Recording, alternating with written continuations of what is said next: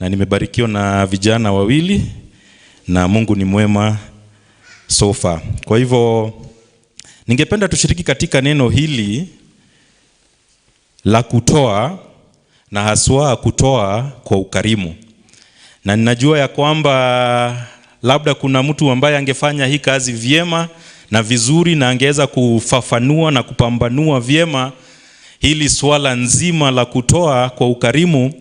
Lakini tujiunge pamoja na Paulo anapowasihi na kuwapa changamoto wa Kristo wa kanisa la Wakorintho, akiwahimiza kuhusu swala hili nzima la kutoa, na hasa kutoa kwa ukarimu.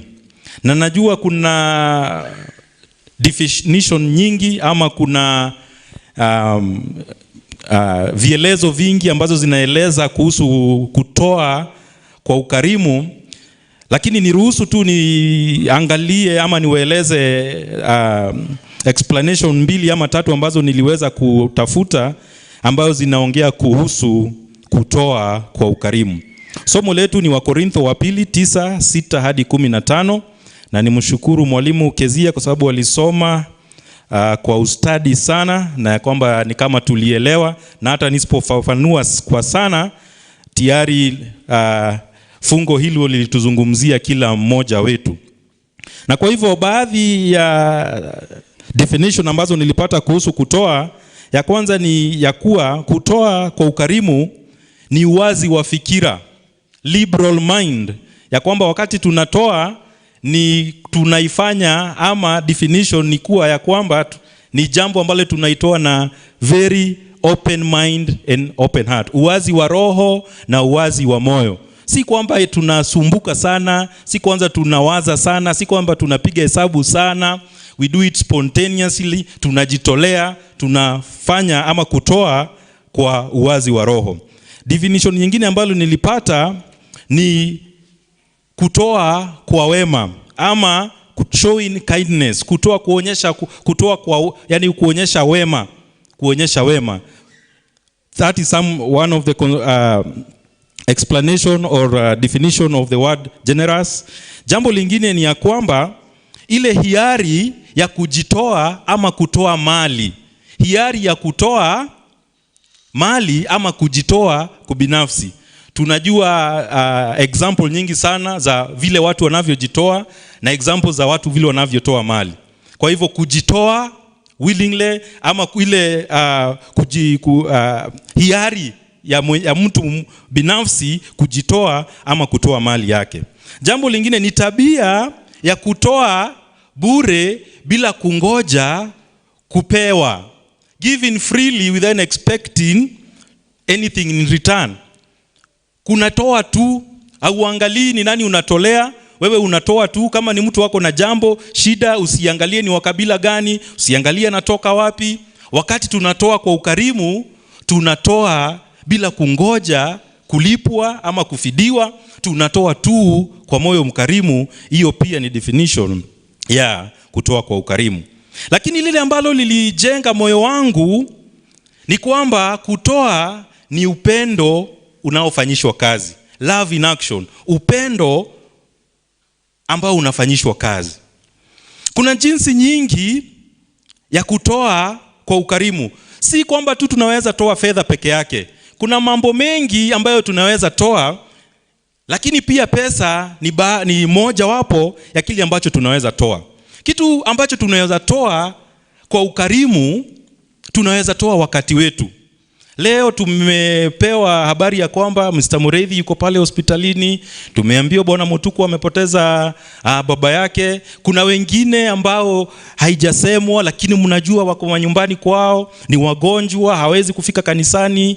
Je, tunaweza kujitolea wakati wetu kwenda kukaa na wao, kwenda kuwaona, kwenda kuwaomba pamoja na wao, lakini haswa kwenda tu kuwa na muda pamoja na wao wakati wetu. Nguvu zetu, tunaweza kujitolea nguvu zetu kwa ukarimu.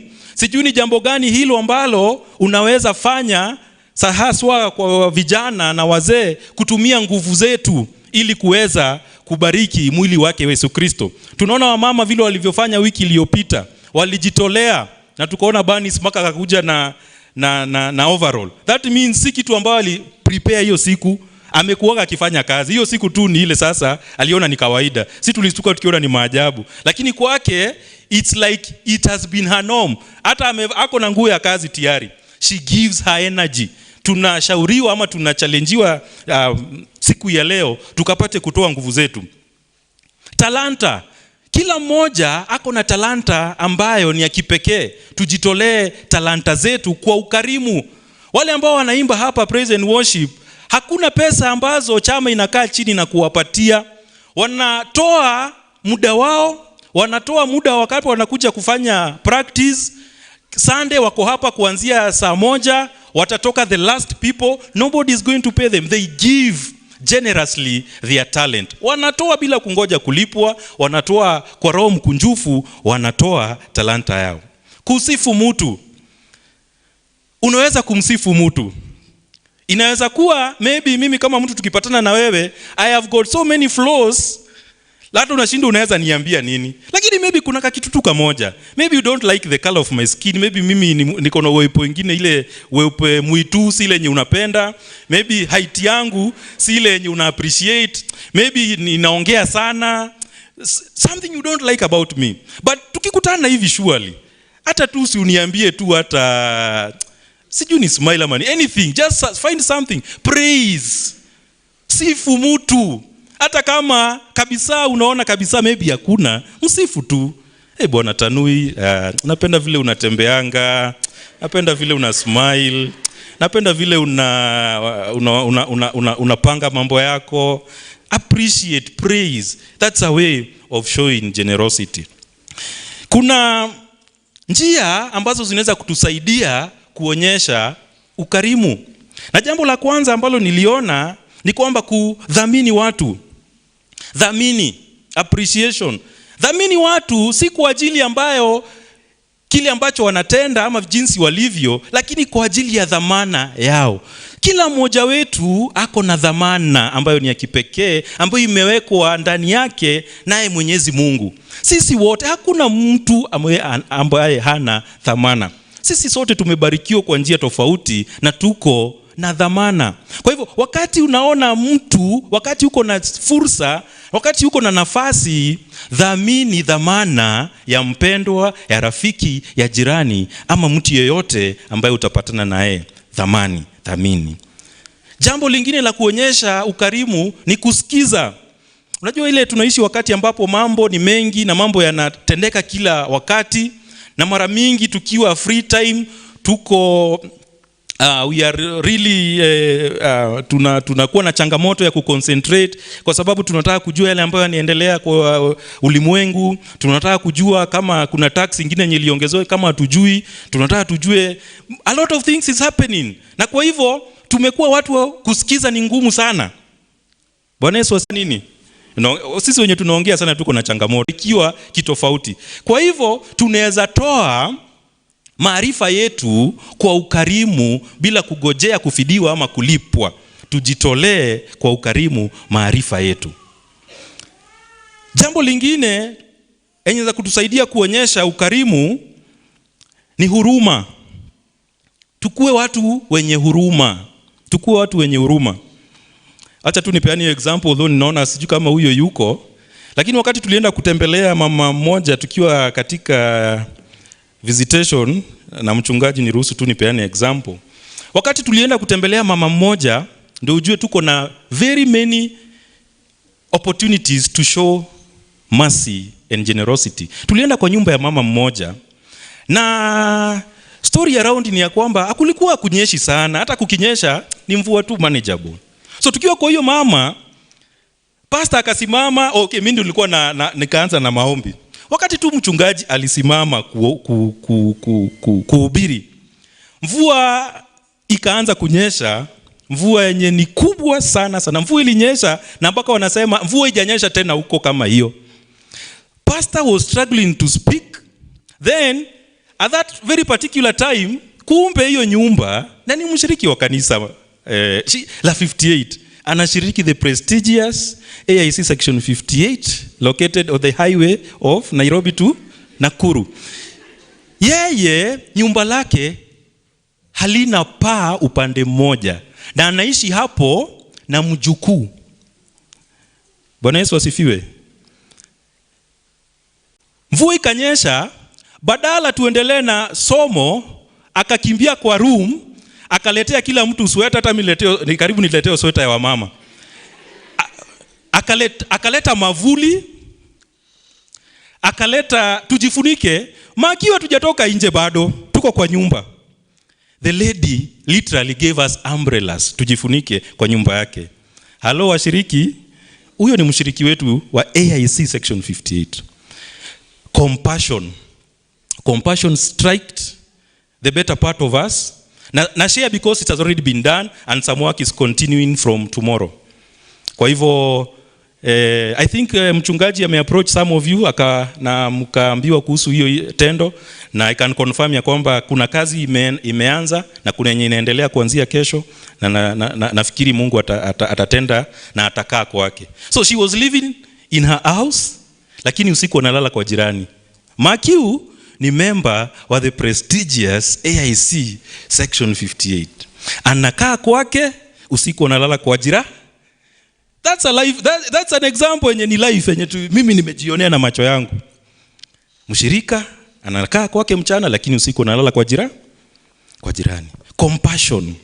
Do we know somebody in need in our midst that needs compassion and sympathy and empathy? Jambo lingine vile tunaweza onyesha ukarimu ni kukubali watu jinsi walivyo. Acceptance. Tukubali tu vile watu walivyo. Mnajua Peter ako na weakness ya kuongea na kufanya sijui nini, ako na panganga mingi. Nikubali tu vile nilivyo. Hata mke wako wakati ulimchukua akiwa msichana, akakuja kukua bibi kwako, hakukuwa bibi huko, si ndio? Unamkubali na zile flaws akondazo. Pia wewe mama, si ulichukua hukumchukua akiwa mzee, si alikuwa kijana. Akikuja kwako, sasa wewe unamjenga akuwe mzee, si ndio? Tukubaliane vile tulivyo. Mkubali vile. Stop wasting a lot of time trying to change them. Wacha kutumia wakati mwingi kumchange. Just accept them. Kama the way they are, just change them. Tukubali jinsi watu walivyo, na tujue ya kwamba it is God's own design ya kwamba watu wako jinsi walivyo. Kwa hivyo tukubali acceptance. Hilo jambo naona limeguza pastor mpaka she cannot hold herself. Sikutaka, I don't know. So mahali hapo tumesoma ni kitabu cha Wakorintho wa pili mstari wa 9 kifungu chake cha 6 hadi 15. Na ni kwamba Paulo ndio aliandika barua hii, na tunajua kwamba aliandika barua la kwanza kwenye kanisa hili kwa maana yeye ndio alianzisha hilo kanisa, na kwa sababu kulikuwa na some teething problems kwa hiyo kanisa, alimake sure kwa sababu ni yeye amepanda hilo kanisa, ata make sure ya kwamba the church has stood, ya kwamba imesimama. Na kwa hivyo akaandika barua, na kukatokea maneno ambayo alikuwa analeteo baadaye na Sosthenes ya kwamba hilo kanisa anakapatia mambo mengi na akaiaddress. Then later pia mtumishi wake Mwenyezi Mungu Titus pia akasema ya kwamba ndio uliwaandikia barua, lakini kuna maneno bado hayaendelei vile yanaendelea. Na pia baada ya kuandika hilo barua kulitokea kwamba kulikuwa na siasa na watu wakaanza kushuku your authority as an apostle. Na baadhi ya mambo hayo ndio Paulo anayasema ama anayaangazia katika barua hili la Wakorintho wa pili. Na kuanzia mstari chapter 8 and chapter 9 anaongelea swala nzima la ukarimu. Na mchungaji alituanzishia somo hili la kutoa vyema sana, akatupeleka through the principles of giving. Mchungaji Reverend naye akachukua fursa nyingine ya kutuelekeza jinsi ya kutoa fungu na zaka na offerings. Lakini siku ya leo ni ruhusu tuangalie si kutoa tu, bali kutoa kwa ukarimu.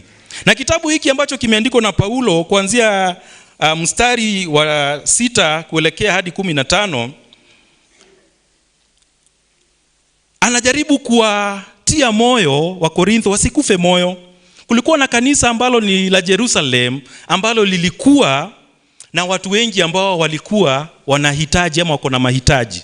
Na wakati alianzisha hilo kanisa lilijichoa Kwa sababu the Church of Corinth ilikuwa ni the best example of the Church of Corinth ilikuwa ya 58. Ni kama ya 58. Bwana Yesu asifiwe.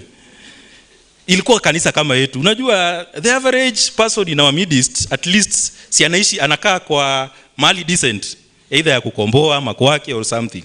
Si ndio? The least of us can afford at least 2 meals if not 3. Si ndio? So sisi hatuko mbaya sana. Although ukisikiza story you will be amazed that there are quite a number of us who sleep hungry. Quite a number of us, good number of us sleep hungry. And we are in the prestigious A.I.C section 58. Now Paulo akawahimiza hili kanisa ya kwamba msibadilishe nia yenu kwa sababu kuna mambo imetokea. Watu wakaanza kusema hapana, huyu jamaa si apostle. Apostle tunawajua, ni wale 12. Huyu tunashuku apostleship wake. Na kwa hivyo watu wakaanza sasa kuona hata mafunzo yake basi huenda kama si ya kweli. Lakini ukiangalia kuanzia chapter number 10, Paulo kwa ustadi sana he explains his apostleship. But that is not the topic of today. Paul addresses this great concern, kwa nini waliacha kutoa. Na kwa hivyo anawapatia faida na baraka na ukweli ambazo zinaambatana na kutoaji ama kutoa kwa ukarimu. Na jambo la kwanza Paulo anawaambia kwamba ukitoa ama mkitoa kwa ukarimu Mungu atawabariki na zaidi. Mstari wa 6 unasema, lakini nasema neno hili, apandaye haba atavuna haba. Apandaye kwa ukarimu atavuna kwa nini? Kwa ukarimu. Sisi wote tumekaa mahali kuna wakulima ama sisi ni wakulima na tunajua ya kwamba wakati wa kupanda, ukienda kupanda mbegu kidogo, mavuno yako itakuwa nini? Na ukipanda mbegu nyingi, there is a famous saying of farmers that you should not be miser with your seeds. Wakati unaenda kupanda, don't be miser. Kama ni kupanda, panda proper. Mambo ya mvua na mambo ya weather forecast wachia Ngwata Francis. Wewe panda tu, weenda tu kwa shamba, panda. Wacha kuhusika na mambo ya mvua. Wakati Mungu alikuwa anakuumba na anaumba inchi, hakukukonsult mambo ya mvua. Kwa hivyo you do your part. Panda. Sisi sote tunapewa changamoto, tupande, just plant. Panda. Ijalishi ni nani unapandia, ijalishi ni kwa nani, ijalishi kama ni whichever tribe, whichever color, vile wanakaa, just plant. Mungu anasema ama Paulo anawahimiza watoe kwa ukarimu, naye Mungu atawabariki kwa ukarimu. Haikusema ati atawapatia the same measure, hapana. Sababu changamoto mara mingi kama sisi na kama mimi pia, mara mingi tunapiga hesabu sana. Ikifika ni kutoa msaada ama kusaidia, saa zingine unapiga hesabu. Huyu mtu nikimtolea, what are my chances ya kupokea the same measure yenye nimefanya nini? Nimepokea. Kwa hivyo hata ukiletea kitabu ya mchango, utaki kujua utatoa ngapi. Hebu kwanza nipe nione the bare minimum. Watu wengi wanatoa ngapi? Utoi kulingana na vile unaweza toa.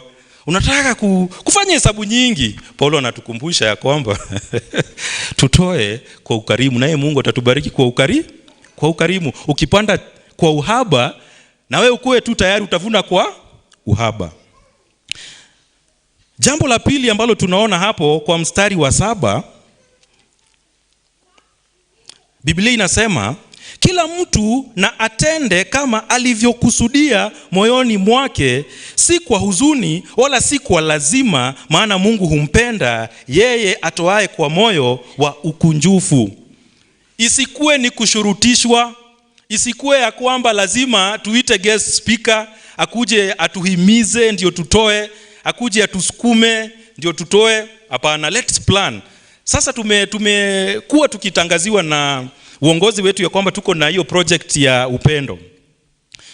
It might not have been the best time, it might not have been the best idea kulingana na wakati na jinsi kulivyo, lakini nonetheless the opportunity has presented itself. We are there. There's nothing we can do about it. The date has been set.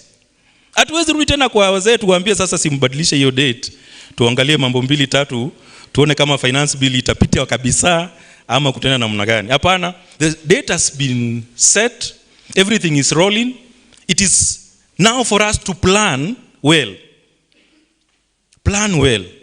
Na tujipange kwa jinsi Mungu atakuwezesha. Usitoe kile ambacho hauna. Toa what you can, but sacrificially. You see, when our pastor was teaching about tithe and offerings, alisema ya kwamba the standard of giving maybe is 10%. But as we grow and as we mature, we realize that is just a bare minimum. That is not cast on stone.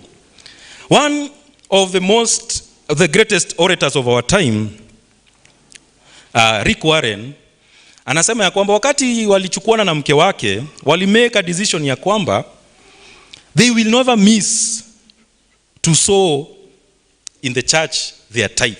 Na kwa hivyo wakaanza na 10%. They were challenged somewhere ya kwamba you should give sacrificially, not expecting, but give in abundance. After some time, they increased their percentage to 11. After some time, they increased their giving by 20. As they continued to mature in this whole subject of generosity, they gave 50%. At the time that they are writing their book that almost all of us have read, A Purpose-Driven Life, they were rising to about 65. By the time as he continues to give and he saw the bountiful harvest that they received, Rick Warren testifies that today he gives not only 70 or 80, he gives 91% of his total income to God. 91%. 10% should be just a bare minimum, where we start. But we can give sacrificially more so that we can receive bountifully. This applies to all of us, even myself. I hope God will challenge me in this whole matter of giving. Mungu atanipa changamoto ya kutoa kwa ukarimu, kwa sababu ni changamoto kwetu sisi wote. Na as a blessing, God gave Rick Warren the favor and the grace of influence. It is reported that his book of that one of Purpose-Driven Life, second to the Bible, it is the most translated book in history. Ndio imetafsiriwa kwa lugha mingi sana ulimwenguni wote. Na he has grown and he has produced books ambazo akitoa tu hivi favor ya Mungu inamuonekania na ana influence the great world.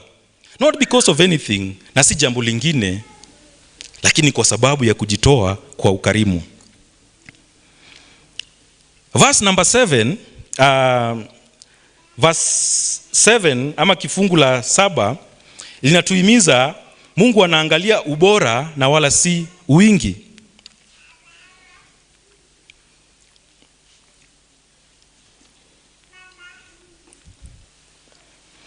Paulo anasema ya kwamba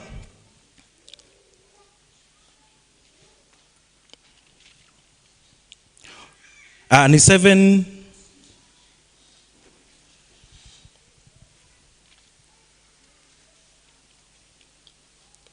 acha tusome verse 8. Na Mungu aweza kuwajaza kila neema kwa wingi, ili ninyi mkiwa na riziki za kila namna siku zote mpate kuzidi sana katika kila tendo njema. I think that one, I skipped that one. Lakini still in verse 7, it is in verse 7b, si kwa huzuni wala si kwa lazima, maana Mungu humpenda yote atoe kwa moyo mkunjufu. The point is, Mungu haangalii wingi, anaangalia ubora. Anaangalia ubora. Wakati Yesu alikuwa katika hekalu, na sijui alijipata aje hapo, alienda akasimama kama vile tunatoa kwa kikapu, akasimama hapo. So kila mtu alikuwa could have. Alipeana the best. That which she could get, she gave the best. Sacrificial giving. Kutoa kwa ukarimu. Wapendwa, siku ya leo kama vile Paulo anaandikia kanisa hili, alikuwa kanisa la Macedonia, ama kanisa ambalo lilikuwa eneo la Macedonia. Macedonia ni eneo ambalo lilikuwa na makanisa matatu. Kulikuwa na kanisa la Berea, kulikuwa na kanisa la Wafilipi, na kulikuwa na kanisa la Thessalonike. Haya makanisa yote hayakuwa the best to do, haikuwa the very affluent churches, lakini Paulo anasema ya kwamba hawa walijitoa kwa kazi hii ambayo ni ya kujitolea kwa ukarimu. Jambo lingine ambalo tunajifunza kuhusu utoaji kwa ukarimu ni ya kwamba Mungu mwenyewe atajaza pengo. He will replenish. Atajaza. Ukitoa hakutabaki wazi, atajaza. Verse 8 inasema, Mungu aweza kuwajaza kila neema kwa wingi, ili ninyi mkiwa na riziki za kila namna siku zote mpate kuzidi sana katika kila tendo jema, kama ilivyoandikwa, ametapanya, amewapa maskini, haki yake yakaa milele. Na yeye ampaye mbegu mwenye kupanda na mkate uwe chakula, atawapa mbegu ya kupanda na kuzizidisha, naye atayaongeza mazao ya haki yenyu, mkitajirishwa katika vitu vyote, mpate kuwa na ukarimu wote umpatiao Mungu shukrani kwa kazi yetu. Tukitoa kwa ukarimu, si kutoa tu, tukitoa kwa ukarimu, naye Mungu atajaza. Na atajaza tu, atajaza kwa ukarimu, na atajaza kwa utajiri wake. Hii kanisa tumekuwa na challenge. Kuna washiriki ambao wametuchallenge. As you know, kama hii kazi ambayo ilifanyika hapa ni mshirika alijitolea. Curtain kama hizo ni mshirika alijitolea. Me and you, what are we doing? Are we worried because of how things are? If we give, we are going to suffer.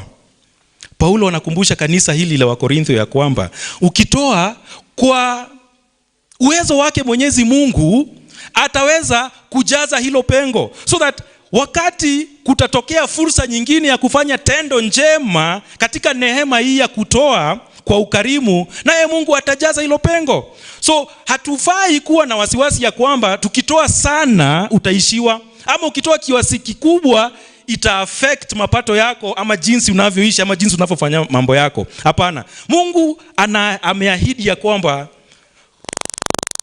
in his sovereignty he is going to replenish us. He is going to replenish us once again. Hatutakosa. Hakuna wakati kutakuwa na fursa ya kujitolea tukose. Hakuna wakati katika mipango yetu ya kutoa ama fursa ya kutoa tutakuwa watu wa kukosa. Hatutakosa. Mungu mwenyewe atahakikisha ya kwamba kwa maana tulitoa kwa ukarimu, naye atajaza hilo pengo.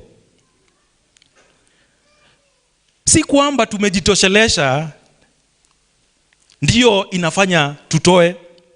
Labda personally una struggle kulipia watoto wako karo katika muda hii. Na maybe kuna mtu mwenye pia amekuja kwako ameomba mtoto wake anafukuzwa shule na anataka na hana karo. It doesn't mean sasa utaanza pia na wewe tena kumwambia, unajua hata mimi umekuja tu kwa mgonjwa mwenzako. Hata mimi wangu in fact ni kufukuzwa nafukuzwa. Hapana. Generosity teaches us just be generous. Unaweza mpe wazo, unaweza encourage, na pia kama uko na kitu kidogo, si unampa tu. Si umemjenga roho? You don't know hiyo kidogo ukitoa naye Mungu atafungua njia zingine na wewe upate.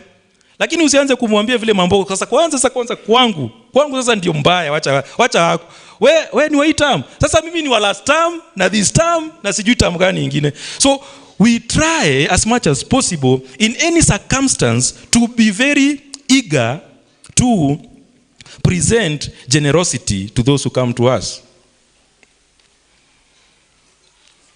Wacha tujue ya kwamba wakati tunatoa kwa ukarimu, Mungu mwenyewe atajaza hilo pengo na hatutakosa.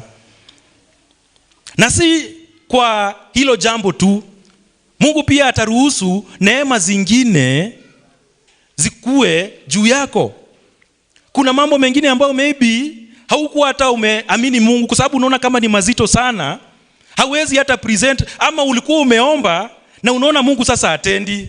Sasa mpaka unasema sasa hili jambo sasa Mungu nimeomba ya kutosha, na si unasema uko na record, wacha hiyo record itoshe. Lakini from now henceforth mimi sasa wacha tu ningoje sasa wewe utende. Nimeomba imetosha.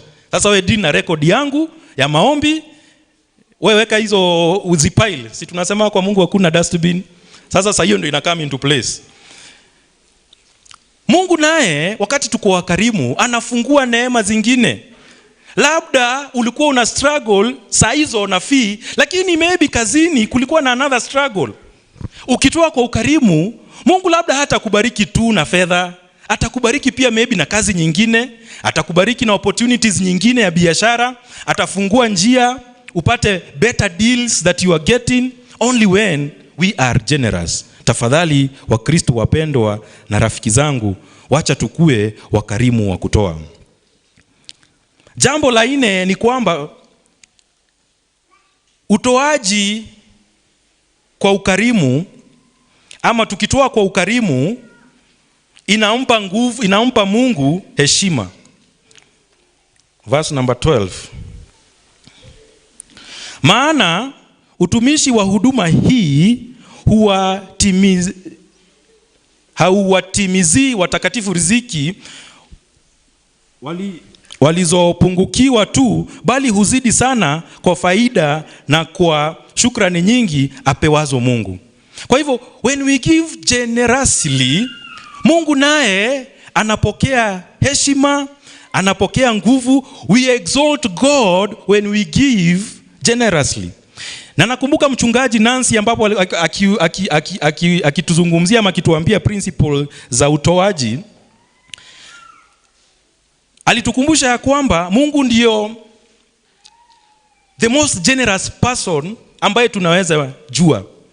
Na wakati tunatoa, tunamuaminia ya kwamba yeye anaweza kushughulikia hitaji la ule ambalo tunatolea, na mahitaji yetu na mahitaji ya kila mtu.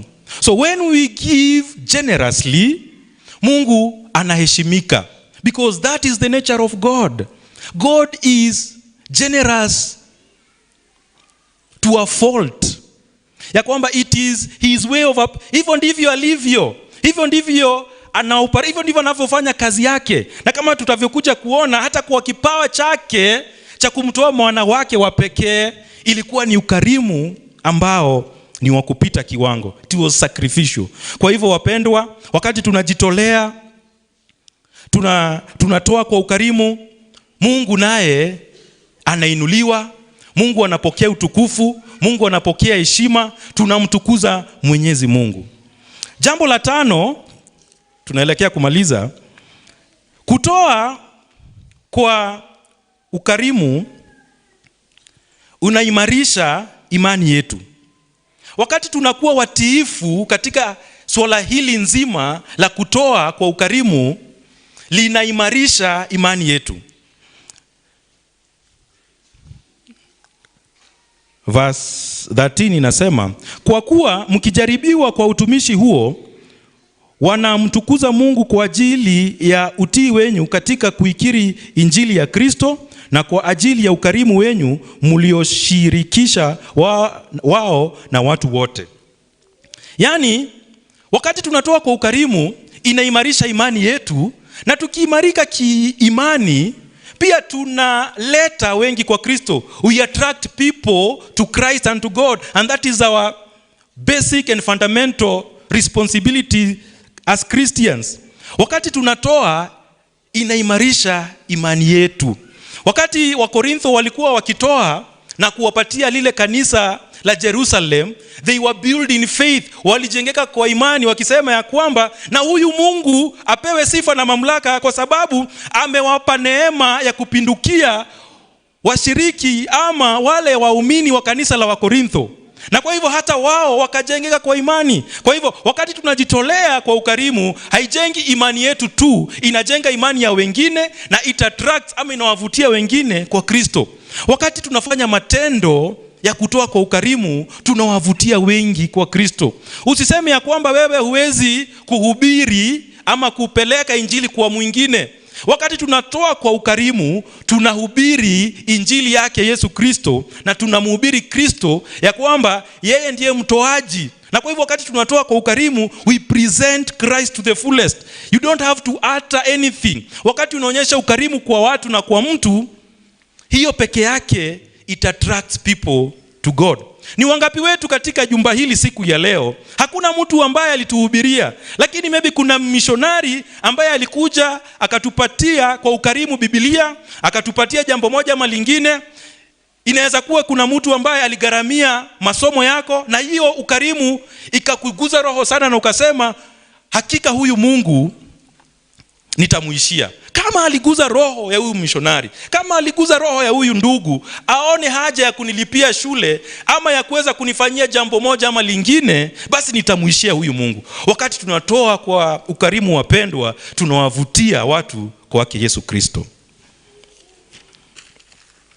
Tumebakisha tu verse 2. Verse 14 inasema, na wenyewe wakiomba dua kwa ajili yenu, wanawaonea shauku kwa sababu ya neema ya Mungu iliyozidi sana ndani yenu. Tukitoa kwa ukarimu, inafanya wale ambao walitutolea watuombe. Bwana Yesu asifiwe. When we give generously, it attracts intercession on our behalf. Bwana Yesu asifiwe. Ni mara ngapi umesaidia mtu na hata wakati mwingine ulisahau, hata iko kwa akili yako, ama ulitendea mtu wema, ama ulikubali mtu, ama ulimuonyesha ukarimu, ama ulimuonyesha hospitality, na akakuapproach wakati mmoja na akasema, ndugu yangu, wakati fulani na fulani ulinitendea 1 2 3 thing, na nimekuwa nikiomba Mungu akukumbuke na akubariki. How does that feel? It feels awesome. Bwana Mungu Paulo ana challenge kanisa hili la Wakorintho na pia sisi ya kwamba tutapokea maombi. Hili kanisa halikuwa kanisa hili la Bethlehemu, lilikuwa mahali remote sana tukilinganisha na kanisa hili la Wakorintho. Na kwa hivyo there is nothing they could have given. Hakuna kitu wangetoa kwa shukrani, hakuna kitu wangeonyesha kwa shukrani, ama watume kadi kama vile sisi tunatuma kadi hapa ya shukrani. Sisi tukifanyia kitu tunatuma kadi. Wale they had literally nothing. Hata hiyo kadi maybe wangeweza kutuma ya shukrani. Na kwa hivyo Paulo anasema ya kwamba hawa watu watawaombea, na pia napenda vile inasema part B hapo, wawaonea shauku kwa sababu ya neema. Waona, yani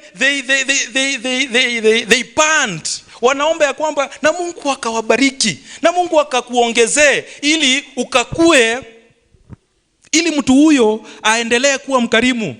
They prayed for these people and the brothers in Corinthians. When you give to somebody who does not deserve, when you give when somebody is in problem, ukipea mtu sikio lako, ukimsikiza mtu ambaye ako na depression, ukimfanyia jambo moja ama lingine mtu ambaye ako katika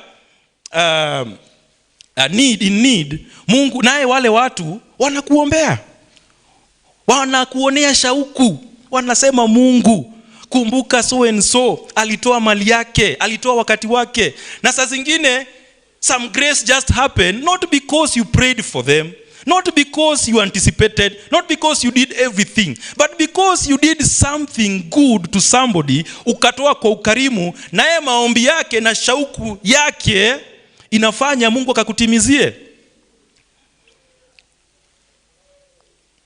Mungu atuwezeshe tukue watu wa kutoa kwa ukarimu. Jambo la mwisho ambalo tunaliona katika mstari huo wa mwisho ni ya kwamba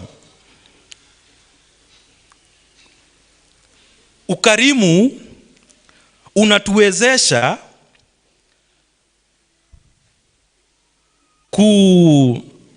appreciate neema yake Mwenyezi Mungu kupitia Yesu Kristo. Mungu ashukuriwe kwa sababu ya kipawa chake tusichoweza kukisifu kama ipasavyo. Ya kwamba thanks be to God for this indescribable, inexplainable gift that is Jesus Christ. God by default is generous to our fault. Mungu kwa ukuu wake ni Mungu ambaye ni mkarimu kupindukia. Alipanga ya kwamba hata kabla tuzaliwe akajua ya kwamba mwanadamu wa kwanza ataanguka, na akapanga ya kwamba kupitia Adamu ataandaa, if you read the genealogy of Jesus Christ, akaandaa hao wanaume wote mpaka kwa Yusufu, na akabarikiwa kumlea Yesu Kristo. God orchestrated and planned the redemptive history of our salvation. Akapanga vile ambavyo tutakuja kwa kumjua. Na ndio kwa maana wakati Nicodemus alienda kwake Yesu Kristo, na Nicodemus akamuuliza, Yesu Kristo unasema ya kwamba nikitaka kuona ufalme wake Mwenyezi Mungu nizaliwe kwa mara ya pili.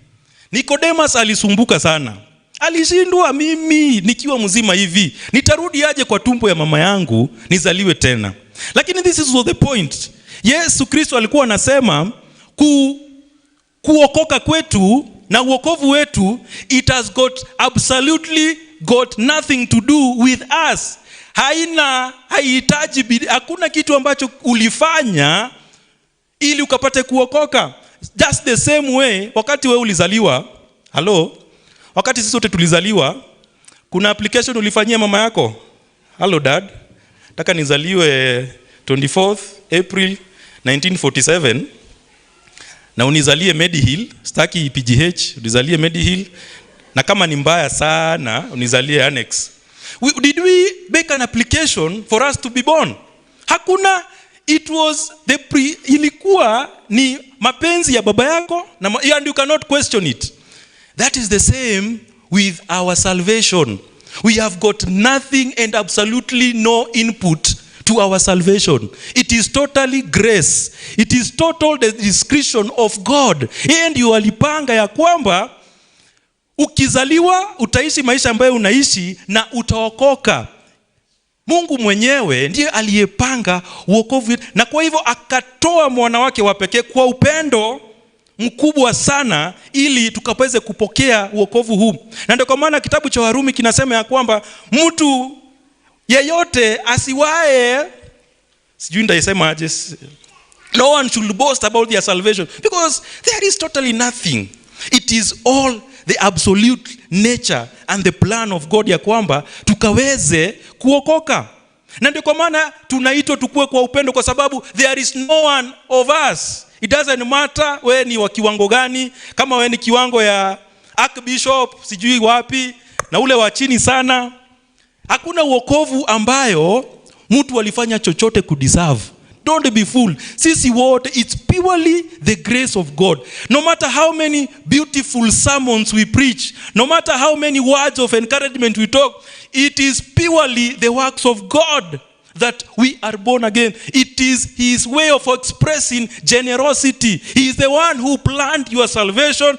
And walipanga wokovu wangu. Ndio kwa maana unasikia watu walikuwa wanatoka, tulikuwa tunaenda mission na mtu anatoka kwa bar na amelewa na anakuja crusade na anaomba, anaokoka na anaanza kumtumikia Mungu. Hakuna injili yenye inatoka kwa mdomo ya binadamu inaweza badilisha mlevi. Halo? Hakuna. Hata uende wapi urudi wapi. It is only the grace. It is only the surpassing generosity of his great. And that's why Paulo anasema hii kipawa haiwezi kuelezeka. Mnaweza fikiria tuko wengi, lakini Mungu amepanga wokovu wako na wangu na aliupanga. That's why we cannot describe. It is inexplainable. Haielezeki. Na ndio kwa maana tunaimba ametenda maajabu na iwezi. It cannot be explained. Wakati mmoja tulienda mission upande ya West Pokot na pastor mmoja akasema msirudi kuimba hivyo. Imbeni inaelezeka. Wakati hiyo kitu linisumbua sana mpaka nikarudi kwa neno. And I came to this verse. It is inexplained. There is no one. We just try. We just, give a try, give a shot. But it is inexplainable. From the book of Genesis first to the book of Revelation 22, it all tries to explain this inexplainable gift of God in Jesus Christ. And maybe you are there and this gift has been talked to us, na imeletwa kwetu sisi, na maybe uko hapo na hujawahi kupokea ukarimu wake Yesu Kristo. Nasema ukipokea hii kipawa cha mwanawe ambaye alitoa, it was the only precious gift. It was the only thing that he will give. Alijaribu kutoa wafalme, alijaribu kutoa manabii, alijaribu kutoa kila kitu alijaribu, na hakuna kitu ambacho ili satisfy his soul. The only thing that satisfied God was to give his only son. The only precious gift that he could give was his son. Ninapomalizia katika swala hili lote la utoaji, singetaka kumaliza bila kupeana hadithi ya mtu mmoja ambayo tuliintroduciwa na Elder and my mentor Willy Tanui, ambaye anaitwa John C. Maxwell. Wakati Maxwell alikuwa katika kongamano fulani, akaulizwa, kwa sababu unatengeneza pesa mingi, by the way, calling that guy for a conference, it costs an arm and a leg. Ama sivyo Tanui? It doesn't come cheap, it's very expensive.